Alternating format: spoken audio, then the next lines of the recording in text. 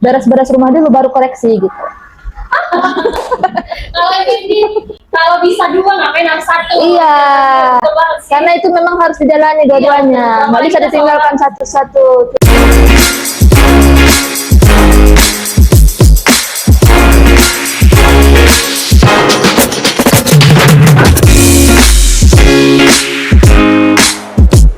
Assalamualaikum warahmatullahi wabarakatuh. Halo Al-Husna Space. Selamat datang di podcast Al-Husna Kos Padang Sidimpuan, ruang berbagi cerita, pengalaman, dan kisah inspirasi. Bersama saya Anissa Putri yang akan menemani podcast kita atau bincang-bincang kita pada episode kali ini. Menjadi dosen bukan hanya sekadar menyampaikan materi di dalam kelas saja. Ada proses yang panjang, pengorbanan, dan dedikasi besar untuk menjadikan generasi muda yang lebih baik. Oke, di episode kali ini kita akan mendengarkan cerita menarik dari perjalanan karir, pengalaman mengajar, hingga cara bagaimana menghadapi tantangan di dunia pendidikan dari narasumber kita hari ini. Oke, hari ini kita kedatangan tamu seorang dosen dari Institut Pendidikan Tapanuli Selatan, yaitu Ibu Nina Nurbaida. Selamat sore Ibu. Selamat sore. Gimana Bu kabarnya hari ini? Baik, alhamdulillah. Di tengah-tengah rutinitas yang gimana gitu ya. Alhamdulillah hari ini agak padat sedikit jadwalnya memang. Oke Bu, bisa diceritakan Bu kegiatan sehari-harinya apa Ibu? Kalau kegiatan sehari-hari sih seperti biasa ya, sebagai seorang ibu, sebagai seorang pengajar, apalagi pendidik, ya itulah kegiatan sehari-hari di rumah, di kampus ngajar, mendidik mahasiswa, gitu dia. Itu saja sih kegiatannya sampai sekarang. Berarti selain menjadi dosen, menjadi ibu rumah tangga juga. Iya betul, ibu rumah tangga juga di rumah. Wonder Woman lah kalau bisa dikatakan. Wonder Woman.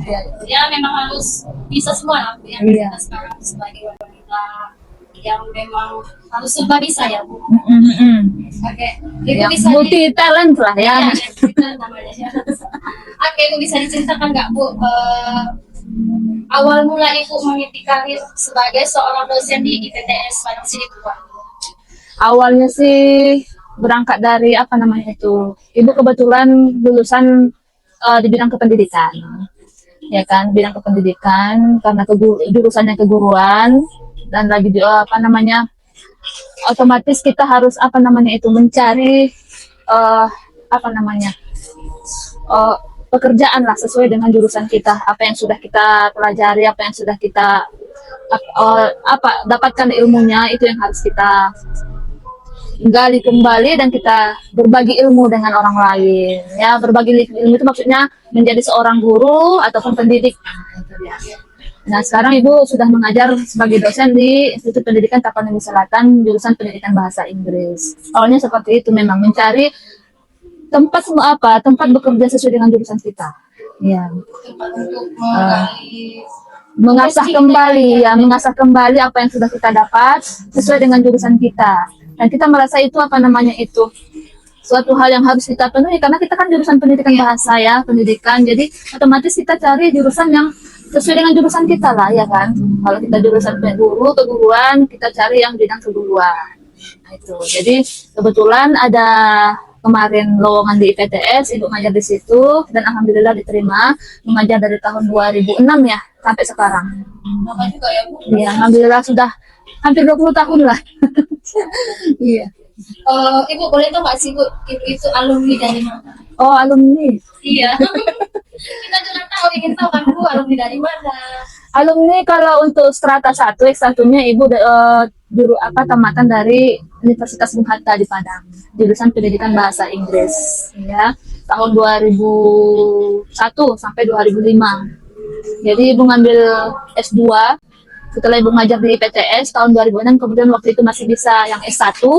Jadi diapakan karena untuk dosen ya kan. Jadi Ibu ngambil jurusan bahasa Inggris juga di Universitas Negeri Padang tahun 2012.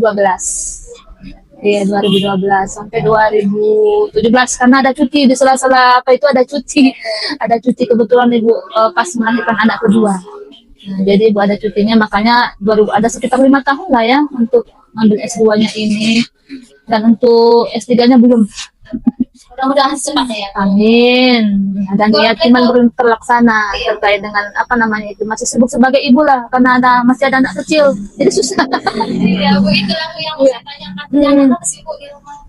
Kalau anak sih lumayan Mbak, keluarga besar lah ya kalau ke sekarang, orang kan sekarang kalau nggak 2 3, iya kan. Ada yang ingin ya. Iya, kalau ibu alhamdulillah ada 4 laki-laki 1, perempuan 3. Iya, banyak kan perempuan yang cantik-cantik, ada banyak saingan. Banyak saingan. Itu udah ada yang kuliah. Belum, SMA baru. SMA kelas 1 sekarang, naik kelas 2 lagi ya.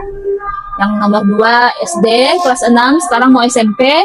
Yang nomor 3 SD kelas 1, dan yang nomor 4 yang terakhir baru berumur 3 tahun. Masih kecil. Masih kecil.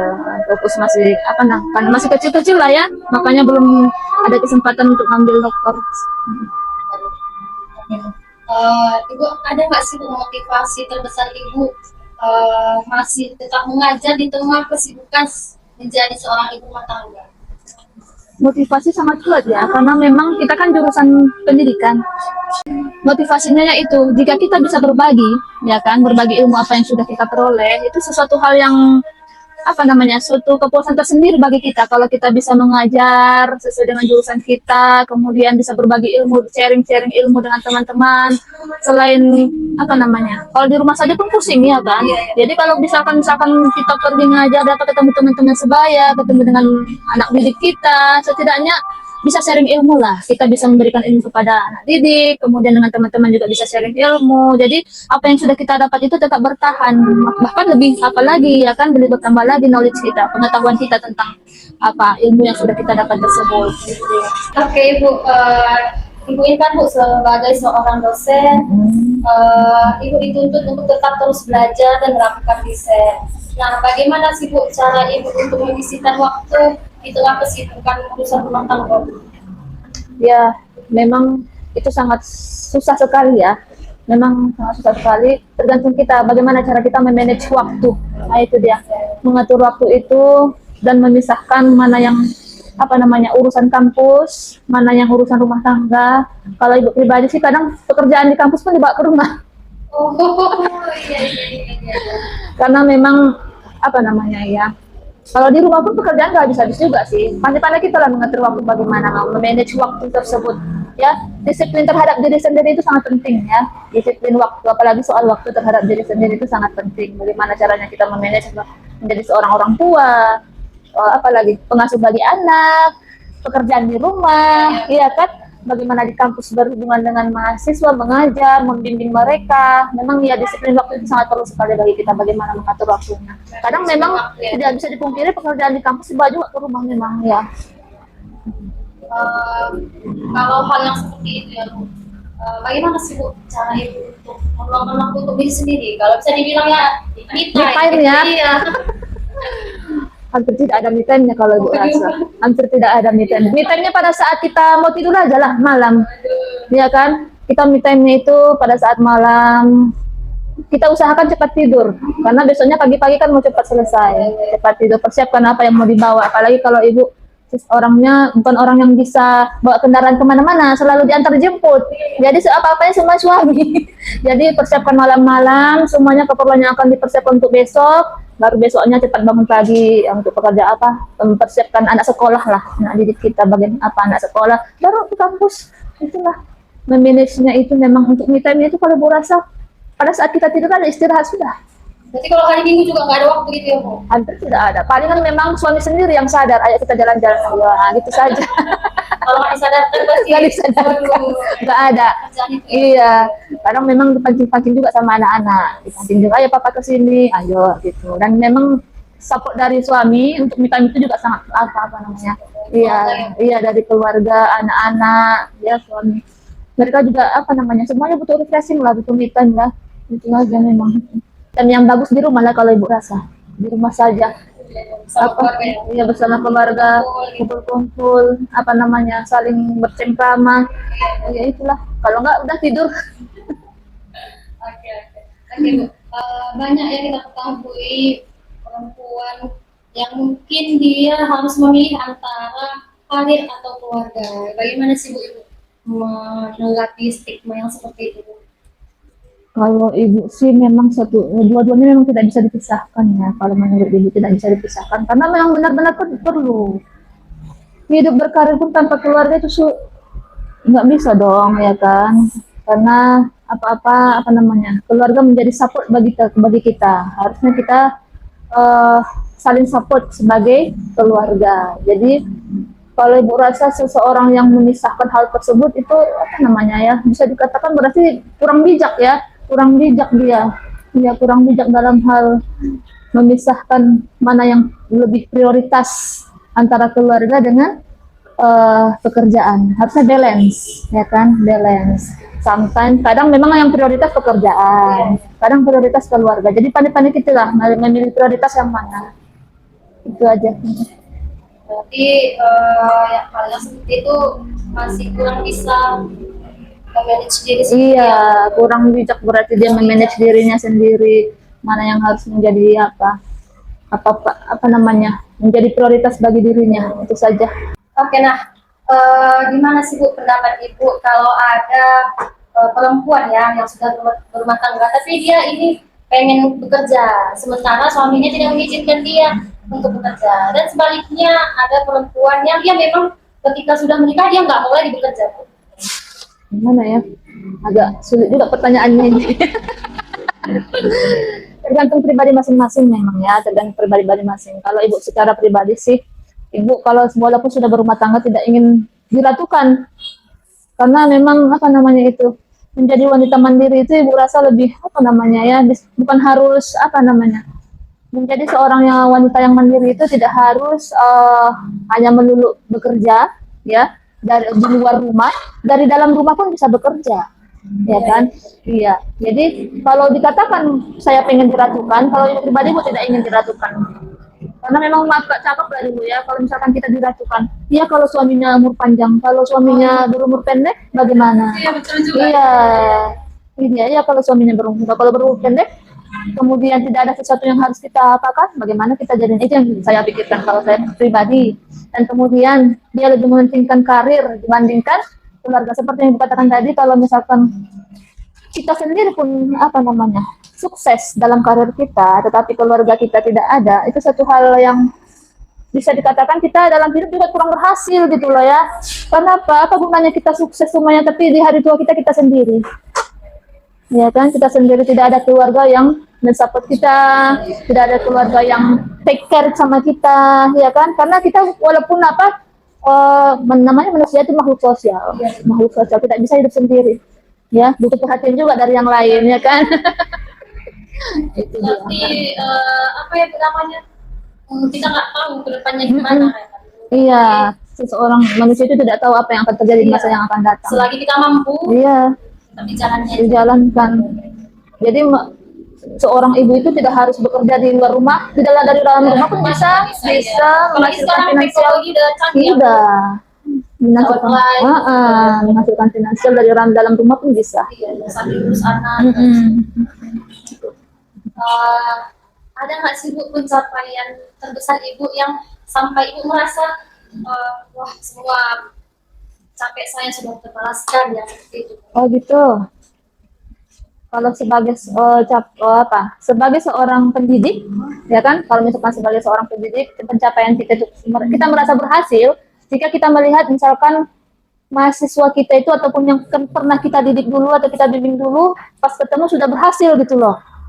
Nah, itu kita senang, kita senang sekali melihatnya. Jadi bagaimana dia dulu kita tidak ingat lagi, yang kita ingat itu dia adalah mahasiswa saya. Berarti apa yang saya ajarkan diterapkannya gitu sebagai seorang pendidik. Nah, kalau sebagai seorang ibu apa namanya, ketika melihat anak kita berhasil pada saat dia sudah besar ya kan, apalagi kalau ibu pribadi pengalaman ibu karena anak ibu sudah SMA, ketika dia mencapai apa yang diinginkannya, misalkan kayak Mak, saya ikut lomba ini juara 1, alhamdulillah, itu rasa lelah kita sebagai seorang pendidik dia itu rasanya hilang seketika.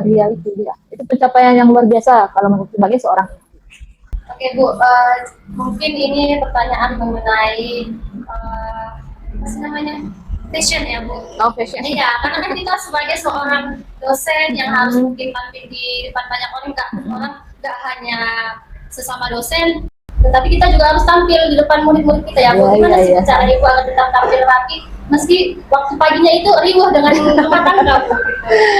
Iya, need time ya, butuh waktu apa namanya itu semuanya itu. Strategi waktu. Iya, strategi kita dalam manage time juga memang semuanya disiapkan pagi-pagi bangun-bangun cepat-cepat kita bangun disiapkan semua anak-anak udah pergi sekolah.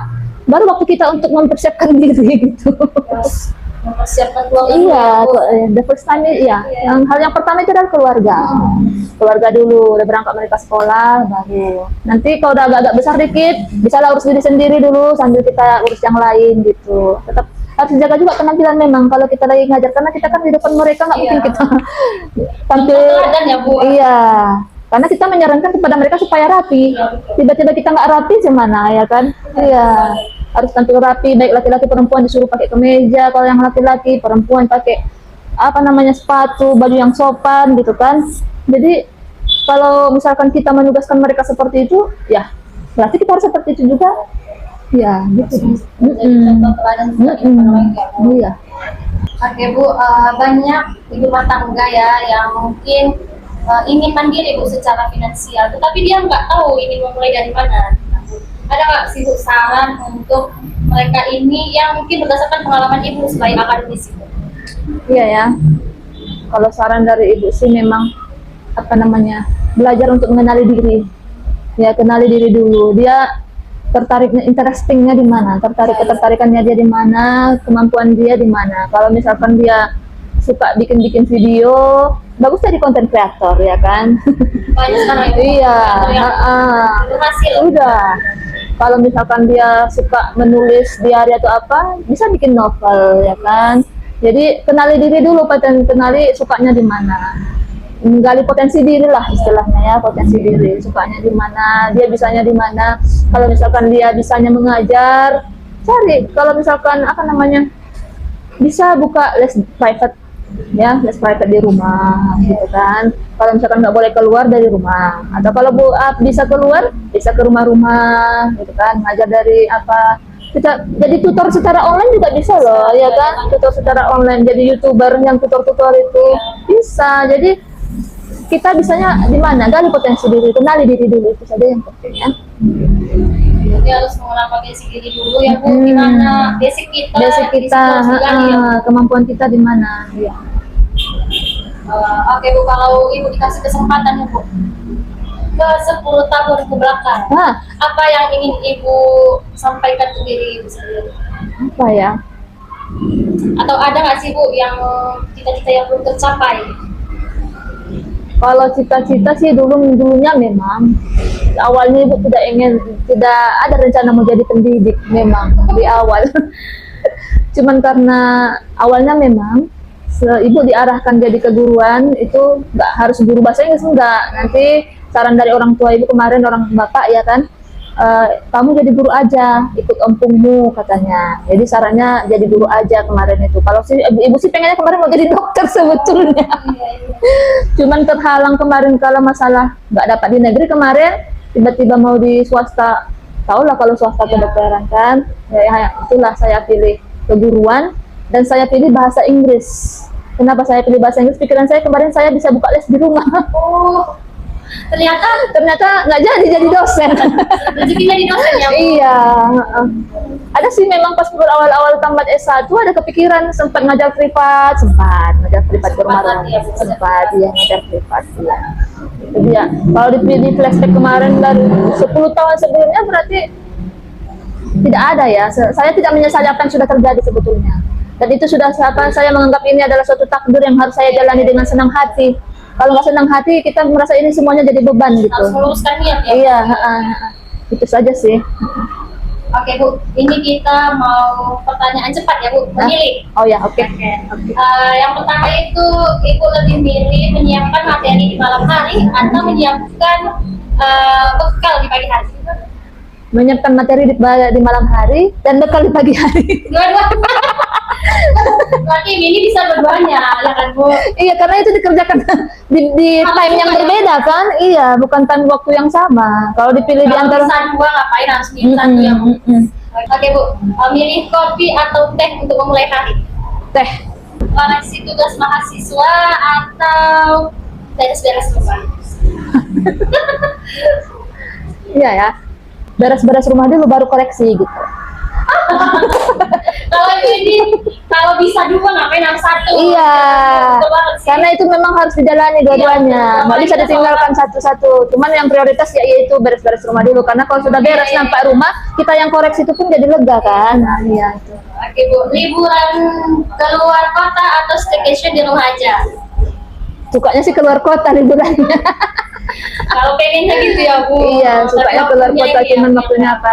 Nah, kalau staycation di rumah aja juga oke sih. Gitu ya. Oke juga sih. Cuman lebih suka stay keluar kota. Oke Bu, pertanyaan terakhir nih ya Bu. Ada nggak sih Bu pesan yang ingin disampaikan kepada ibu-ibu muda yang memang sedang menjalani dua peran ya Bu, sebagai seorang ibu rumah tangga dan sebagai wanita karir? Pesannya itu dia, jangan dianggap pekerjaan kita itu jadi beban. Itu saja. Kalau kita anggap itu beban, kita menjalaninya pun jadi berat. Iya, kalau sudah pekerjaan kita jadi beban, nyampe di rumah pun kena imbas juga keluarga ya kan. Jadi jangan dianggap apa yang kita lakukan sekarang itu, kalau misalkan dia dua apa namanya itu, dua posisi ya, bisa dikatakan ada sebagai rumah tangga, ada sebagai pekerja ya kan di luar. Jangan dianggap semuanya jadi beban. Oke, kita sudah di penghujung bincang-bincang kita pada hari ini bersama seorang dosen dari Institut Pendidikan Tapanuli Selatan, Ibu Nida Nurbaida.